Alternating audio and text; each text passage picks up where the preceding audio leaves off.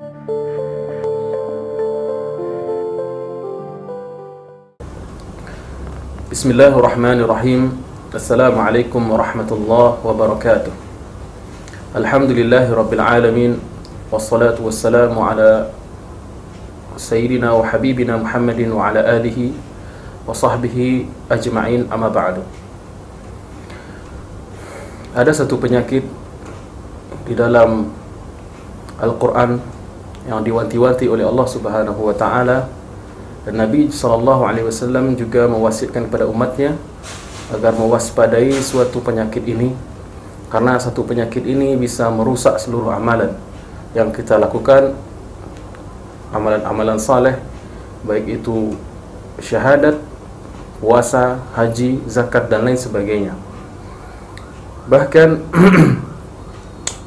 penyakit ini disandingkan di dalam Al-Quran dengan ibadah agung, yaitu ibadah salat, ya, sehingga pelakunya dalam bentuk pelaku dalam bahasa Arab juga disebutkan celaka orang yang melakukan sebuah amalan saleh disebabkan oleh penyakit ini.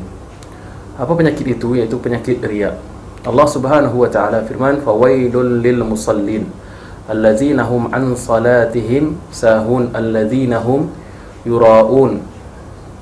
Celakalah orang-orang yang salat itu, kata Allah Subhanahu wa ta'ala, yaitu mereka yang melalaikannya dan mereka terjangkiti penyakit riya, salat karena ingin dilihat oleh orang lain. Oleh sebab itu dalam syariat Islam dikenal riya itu adalah sebuah dosa yang disebut dengan syirik kecil, ya.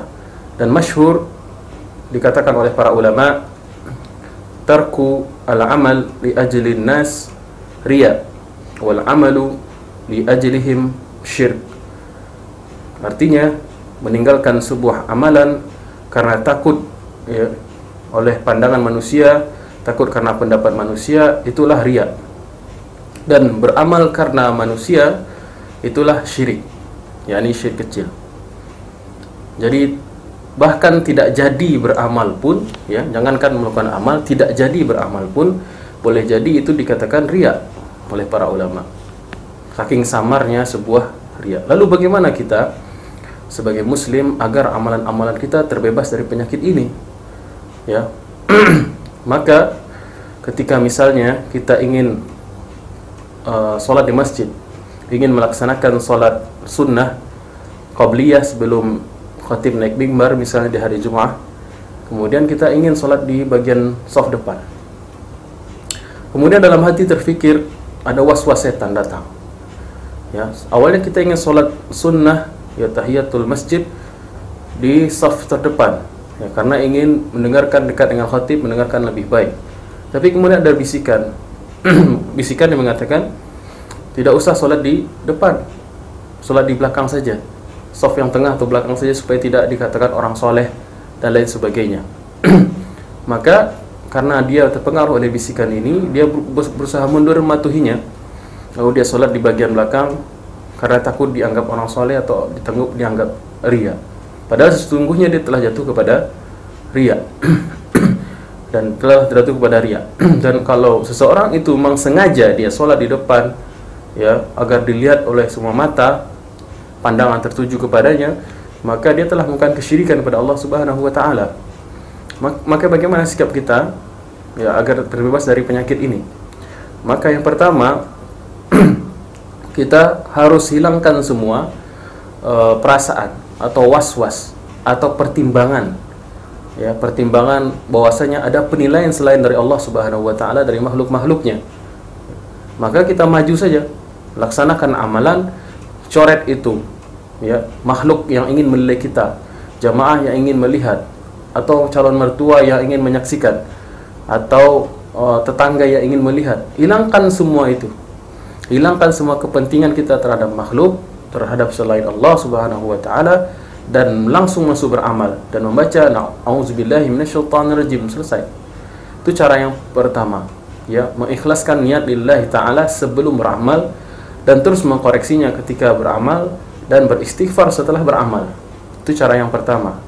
Ta'awuz, berta'awuz kepada Allah Subhanahu wa ta'ala dari waswas syaitan, kemudian kita langsung masuk ke dalam amalan tanpa harus pertimbangan orang lain atau pendapat orang lain, kemudian mengkoreksi, mengevaluasi amal ketika beramal dan sesudah beramal.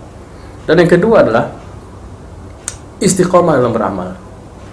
Karena keistiqomahan itu akan membentuk kebiasaan pada diri kita. Ketika seorang sudah biasa pada sebuah amal, maka kecenderungan untuk was-was, kecenderungan untuk ingin dilihat oleh orang lain itu akan perlahan-lahan akan hilang. Ketika seorang senantiasa berusaha membiasakan diri dalam sebuah amal, maka dia akan membentuk karakter amal. Maka tidak akan ada lagi adanya was-was ingin dilihat orang, ingin dipuji orang, atau takut dianggap orang seperti ini dan ini. Karena sudah biasa, ya. Bisa karena biasa. Jadi jadi riya penyakit yang sangat berbahaya yang bisa menggerogoti amal kita, amal soleh kita, terutama amal-amal yang besar. Jadi kalau pencuri mencuri harta, syaitan mencuri amal-amal kita. Iman dan amal kita dicuri oleh setan. Salah satunya adalah memberikan was-wasah, ya, bisikan-bisikan agar kita takut dibilang ini, khawatir ini, ingin ini kepada makhluk Allah Subhanahu wa taala. Maka cara mengatasi riya itu yang pertama adalah berta'awuz, minta petunjuk dari Allah Subhanahu wa taala, kemudian meluruskan niat, mengevaluasi amal, dan yang terakhir membiasakan amal tersebut sehingga menjadi karakter yang sudah tertanam dalam diri kita. Wallahu a'lam bishawab. Wassalamualaikum warahmatullahi wabarakatuh.